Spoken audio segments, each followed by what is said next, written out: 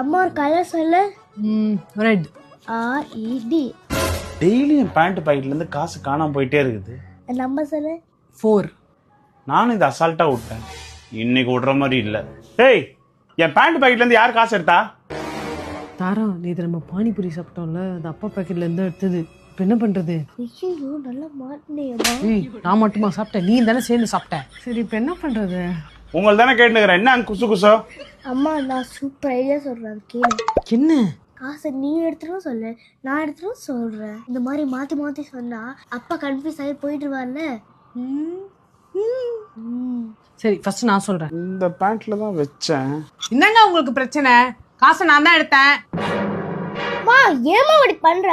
அப்பா எவ்வளவு கஷ்டப்பட்டு சம்பாதிக்கலாம் தெரியுமா?